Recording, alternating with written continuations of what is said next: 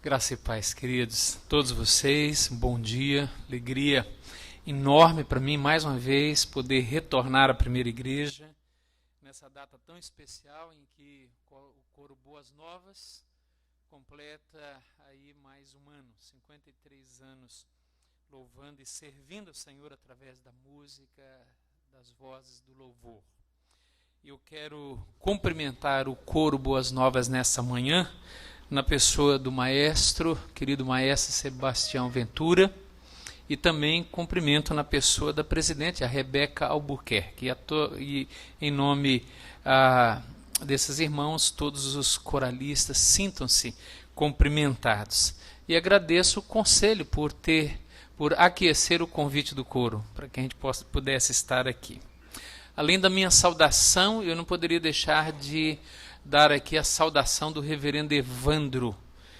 Conversei com ele essa semana, dizendo a ele que eu estaria aqui. Ele falou, Gil, então faz o seguinte, leva o meu abraço ao coro, aquele coro querido que eu amo. Então está aqui, dado o abraço do reverendo Evandro. Queridos, eu quero convidá-los a abrirem nessa manhã o texto que está no Salmo 139. Salmo 139.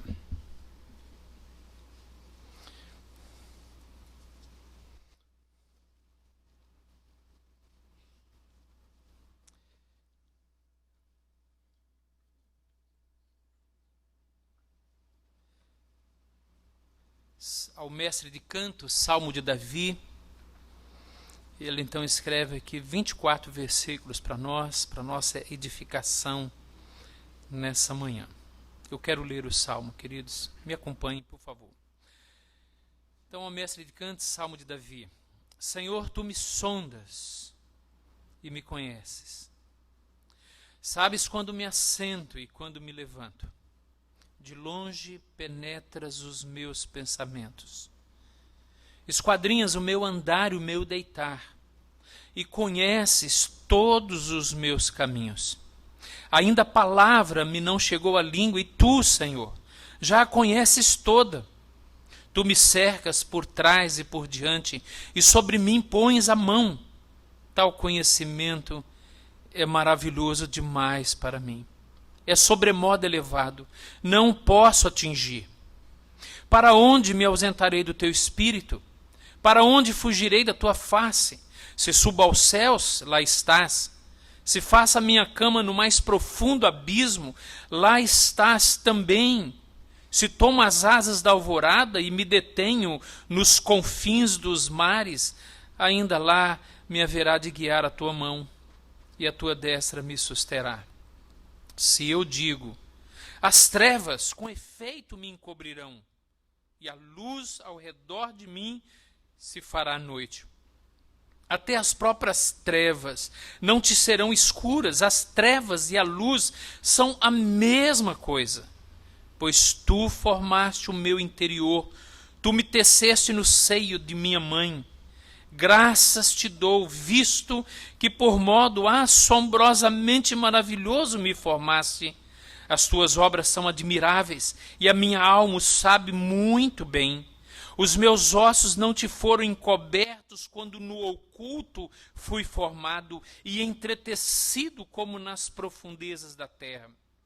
Os teus olhos me viram a substância ainda informe, e no teu livro foram escritos todos os meus dias, cada um deles escrito e determinado, quando nenhum deles havia ainda. Que preciosos para mim, ó Deus, são os teus pensamentos, e como é grande a soma deles. Se os contasse, excedem os grãos de areia. Contaria, sem jamais chegar ao fim. Tomar, ó Deus, desses cabo do perverso. Apartai-vos de mim, pois de mim, homens de sangue. Eles se rebelam insidiosamente contra ti, e como teus inimigos falam malícia. Não aborreço eu, Senhor, os que te aborrecem, e não abomino os que contra ti se levantam? Aborreço-os com ódio consumado. Para mim são inimigos de fato. Sonda-me, ó Deus, e conhece o meu coração.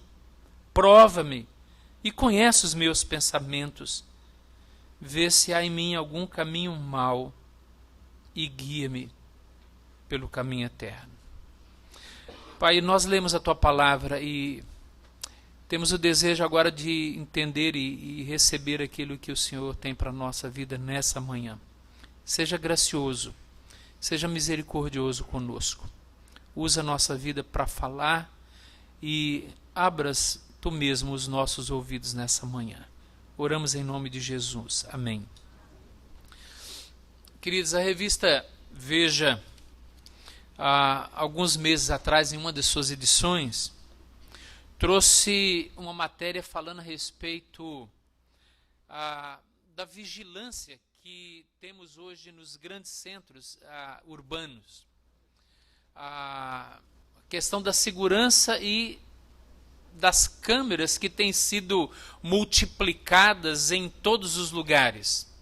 E a ideia é justamente daquela reportagem mostrar como a preocupação com a segurança tem crescido, mostrando com isso que a nossa vida, nós não temos mais como esconder a nossa vida.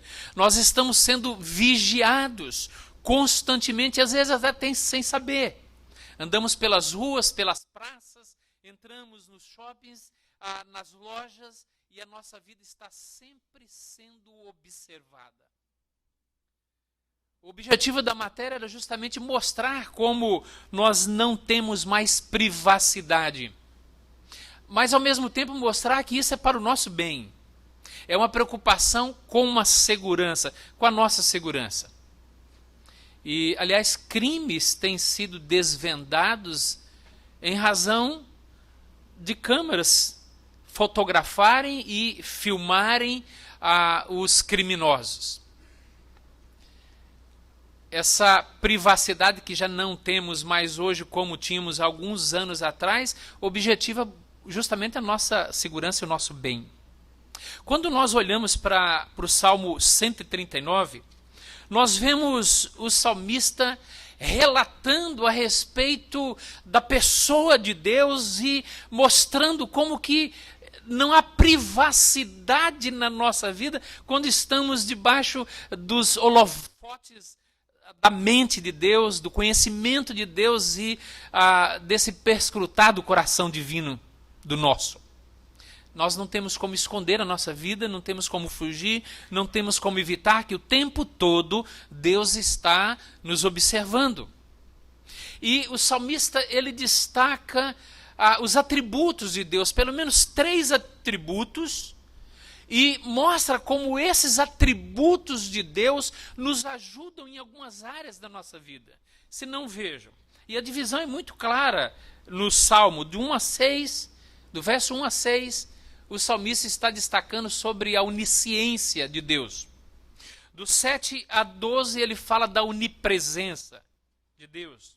E de 13 até o verso 18, ele fala da onipotência. E a partir desses versículos, ele vai fazer uma conclusão de tudo isso. Vamos dar uma olhada, mesmo que breve, mas dar uma olhada nesses atributos de Deus e ver em que isso pode ajudar-nos a sermos aquele tipo de pessoa que Deus quer que sejamos. Ele começa então dizendo sobre a onisciência de Deus. E ele destaca dessa forma: Senhor, tu me sondas e me conheces. Sabes quando me assento e quando eu me levanto. De longe penetras os meus pensamentos, esquadrinhas o meu andar, o meu deitar, e conheces todos os meus caminhos, de manhã à noite. Todos os meus caminhos, por onde eu vou, de onde eu tenho voltado. E ele diz: ainda a palavra não me chegou à língua, e tu, Senhor, já a conheces toda. Tu me cerca por trás, por diante, e sobre mim tu pões a tua mão. Tal conhecimento, é a conclusão dele, é maravilhoso demais para mim, é sobremodo elevado, eu não posso atingir. Queridos, veja que o salmista, ele está destacando o fato de que Deus tem um conhecimento perfeito. conhece tudo. Ele conhece a nossa palavra antes que ela chegue à nossa boca.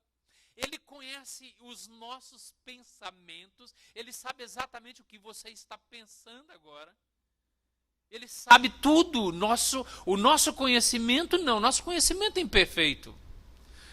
Nós sabemos alguma coisa do hoje, do presente. Mas Deus conhece tudo. Nós temos uma vaga lembrança do passado, de algumas coisas do passado, algumas coisas mais fortes na nossa memória, mas outras coisas que nós não lembramos, já passou. Nós não lembramos sequer do que nós fizemos ontem, algumas coisas que nós fizemos e falamos ontem. E quanto ao futuro, nós não sabemos absolutamente nada. Nós não sabemos o que vai ser da nossa vida daqui a alguns minutos. Temos ideia do que vamos fazer. Provavelmente estaremos dentro da sala de aula, aqui na escola dominical. Mas pode ser que isso ainda não aconteça. O futuro ainda é muito incerto a nós. Mas quando nós falamos de Deus, Deus sabe de tudo, conhece tudo.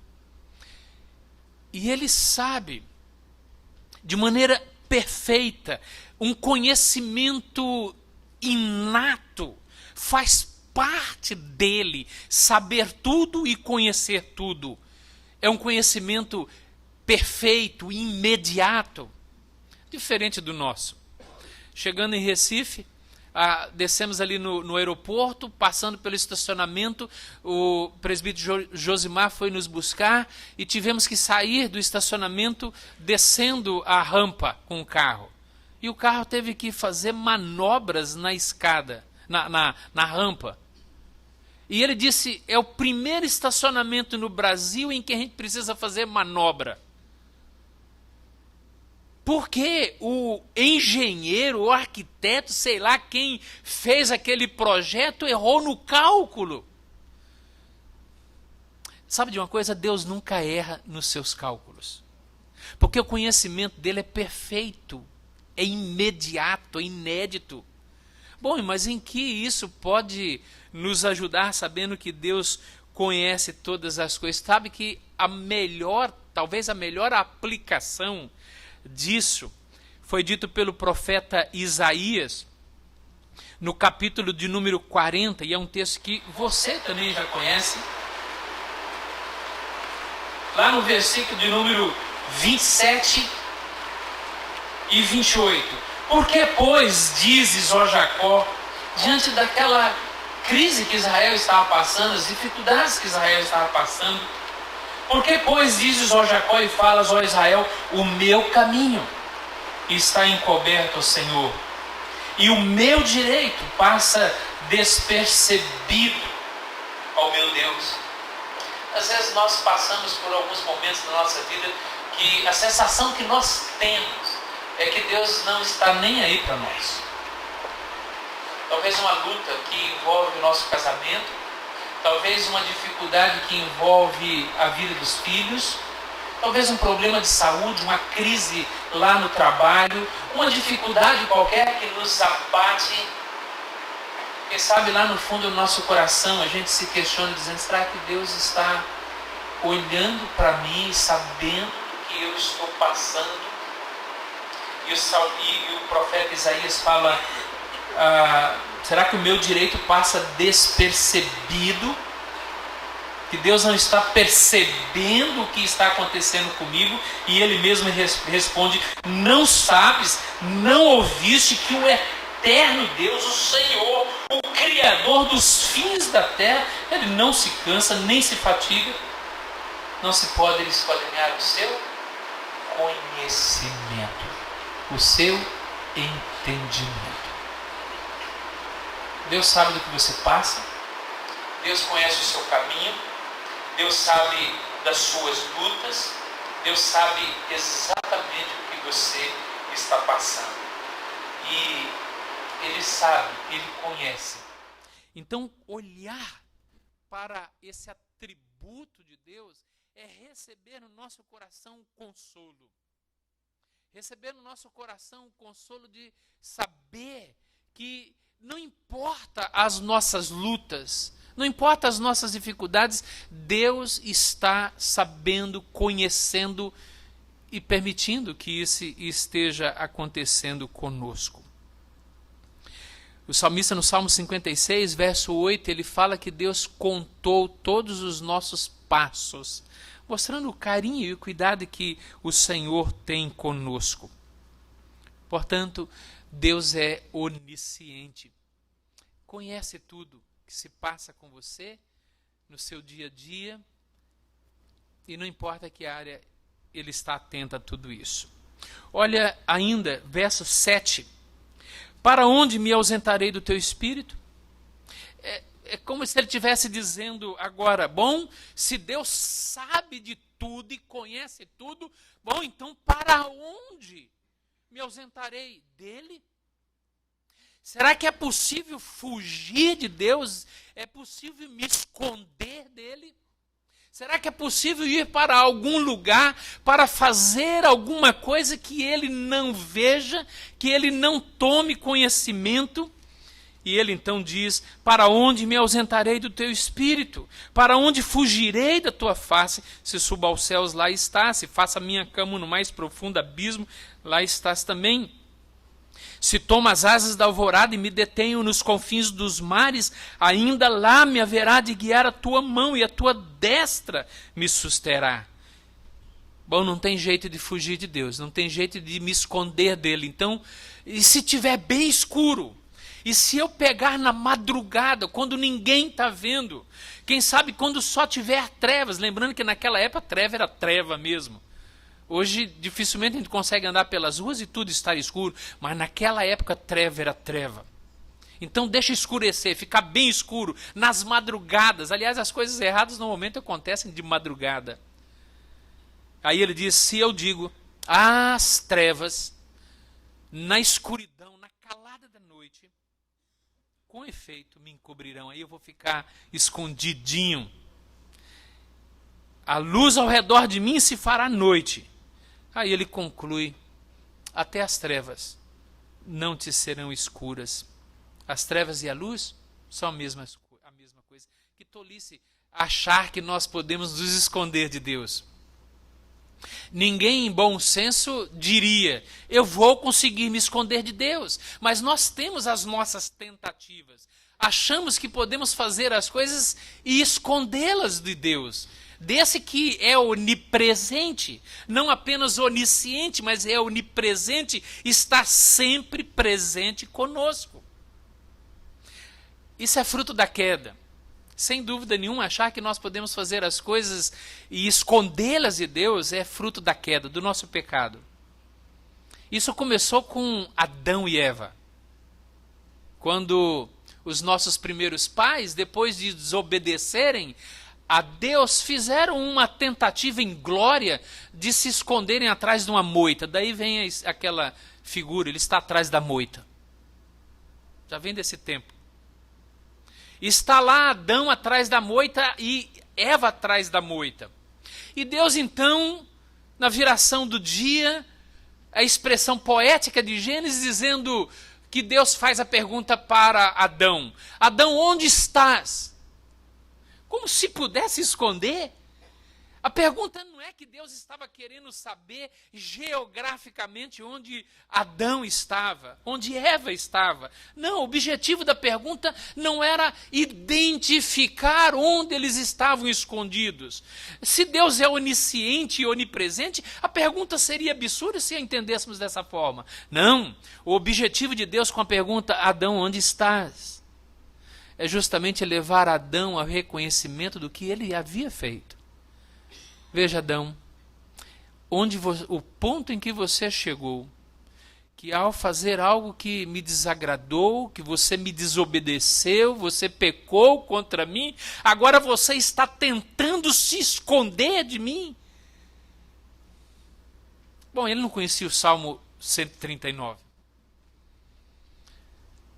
Mas ele desobedeceu a Deus e por isso ele tentou se esconder de Deus. Não, nós não podemos nos esconder de Deus.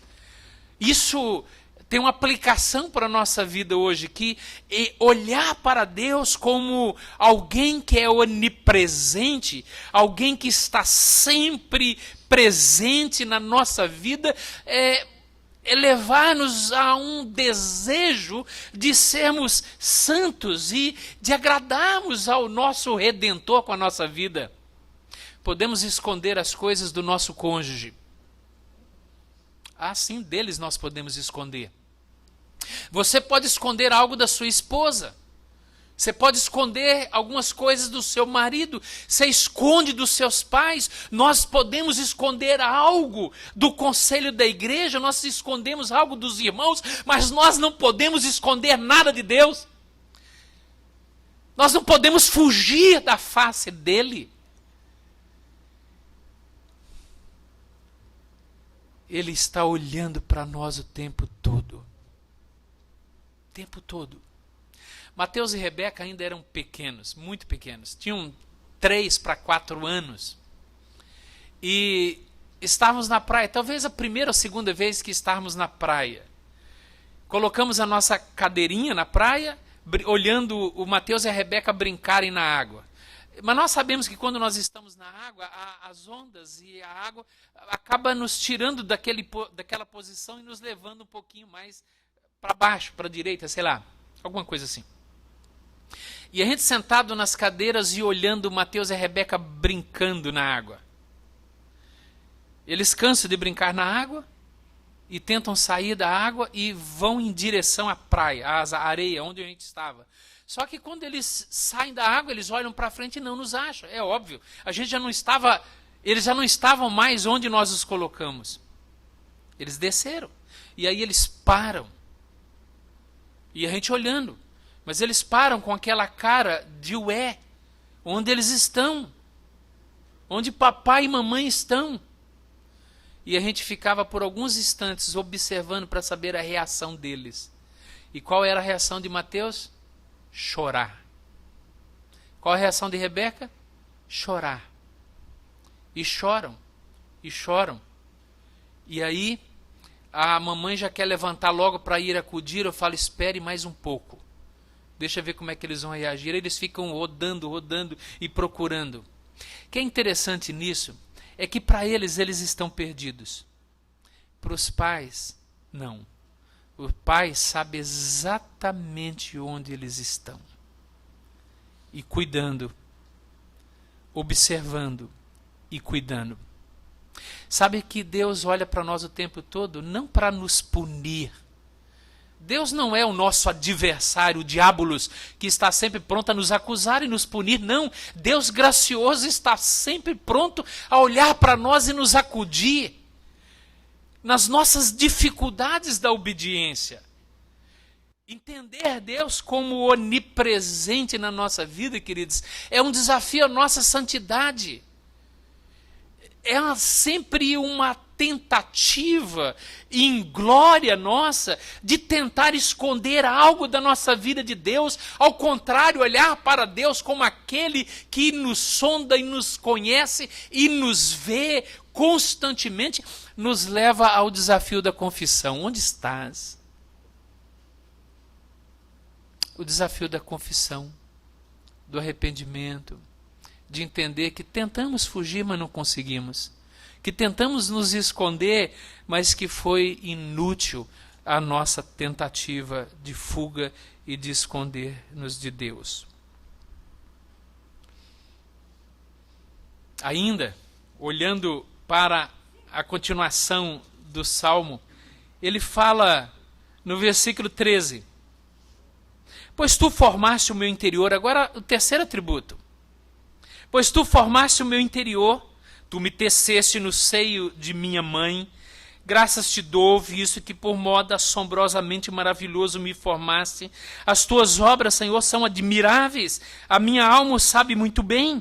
Os meus ossos não te foram encobertos, quando no oculto fui formado, entretecido como nas profundezas da terra.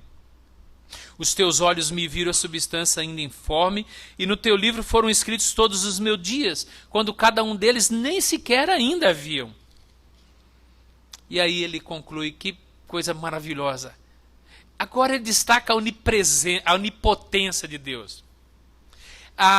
E o salmista faz questão de trazer à nossa lembrança a onipotência de Deus, lembrando-nos da onipotência de Deus, não tomando como referência a criação, o universo. Ele poderia ter citado, como já fez em outros momentos, sobre a criação, todo o universo, o mundo criado, ele poderia ter citado, mas não é o universo. Não é o mundo que Deus, que o salmista usa como uma referência para esses atos poderosos de Deus. Mas para o salmista aqui, para destacar que Deus é um Deus poderoso, a coisa mais maravilhosa, mais espetacular, mais especial que ele usa para falar que Deus é um Deus poderoso, não é o universo, mas é você. É o que Deus fez na sua vida. É quem você é. É olhar para você e poder louvar o Senhor pelo que você é, do jeito que você é. Bom, aplicação para isso? Simples. A gente não precisa ficar complexado pelo jeito que somos. Tem gente que tem olhos pretos e compra lente verde. Porque quer ter olhos verdes, é complexo, é não aceitar o fato que Deus fez você com olhos castanhos, com olhos pretos. Entenda, Deus quis assim, desse jeito. Mas queremos mudar. Bom, talvez é porque quer ficar, sei lá, na moda, ficar mais bonitinho, olhos verdes, sei lá, alguma coisa do tipo. Não estou aqui criticando necessariamente quem usa lente verde. Tem gente que tem cabelo liso e vai e enrola o cabelo. Tem gente que tem o cabelo enrolado e vai e alisa, faz chapinha. Tem gente que reclama porque é baixo, tem gente que reclama porque é muito alto. A gente fica reclamando. A obra mais preciosa que Deus fez é você. Nós não precisamos ter complexo. Eu não sou nem contra a cirurgia plástica. Se tivesse dinheiro, eu poderia até fazer. Ainda não, porque eu ainda sou lindo, maravilhoso. Mas o dia que, sei lá, mas não sou contra. Mas tem gente que exagera. O complexo é tão grande que exagera. Às vezes adolescente. E a gente ouviu recentemente aí adolescente que vai fazer cirurgia, que nem precisava. Os médicos diziam, nem precisa, mas vai fazer cirurgia e acaba complicando tudo. Porque não se aceita.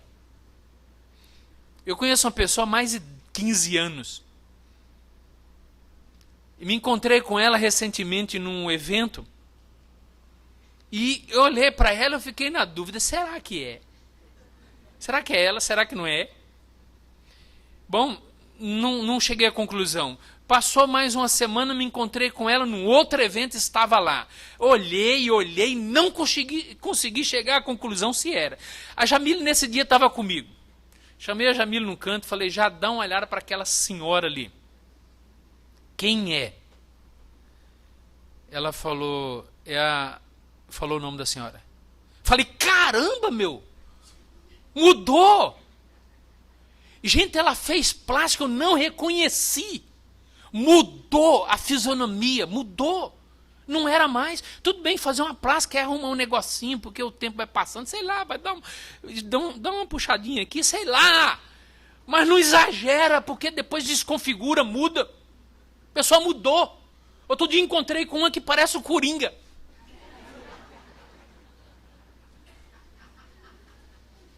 Ó, o salmista diz assim, ó. O Senhor me fez de um modo assombrosamente maravilhoso. E sabe de uma coisa? A velhice faz parte. O problema nosso não é a ruga. O problema nosso não é a cor dos olhos. Não é a espessura dos fios de cabelo. Sabe qual é o problema nosso? O problema nosso é o pecado. É isso que a gente tem que mudar e é a conclusão que o salmista vai fazer do Salmo. Olha o que ele diz. Tomar, ó Deus, desces cabo do perverso. Apartai-vos de mim, homens de sangue. Eles se rebelam insidiosamente contra ti e contra os teus inimigos falam malícia. Não aborreço eu, Senhor, os que te aborrecem, não abomino os que contra ti se levantam. Aborreço-os com ódio consumado. Para mim são inimigos de fato. Bom, ele fala, Senhor, tu és isso, tu és onisciente, onipresente, onipotente. Então, Senhor, dá um jeito na perversidade do mundo, dá um jeito no pecado que assola a nossa sociedade. Ele, então, olhando para a santidade de Deus, como reflexo desses três atributos, ele diz, Senhor, tu és perfeito, o mundo é imperfeito, o mundo há pessoas más, perversas, criminosas. Senhor, dá jeito nesse mundo. Mas sabe qual a conclusão do salmista? Olha o verso 23 e 24. Ele não está aqui apenas agora apontando o dedo para a sociedade. Mas agora ele volta para ele mesmo, como se ele estivesse dizendo, eu não sou melhor do que aqueles que estão lá fora na rua e fazendo maldades, eu não sou melhor do que eles. Senhor, eu também sou perverso, eu também faço coisas erradas, Senhor, eu também às vezes desobedeço ao Senhor. E aí ele fala, sonda-me, ó Deus. A conclusão de olhar para Deus como alguém que sabe e conhece todas as coisas. A conclusão de olhar para Deus como aquele que está presente na nossa vida em todos os momentos, daquele que é poderoso e fez de nós a sua obra-prima.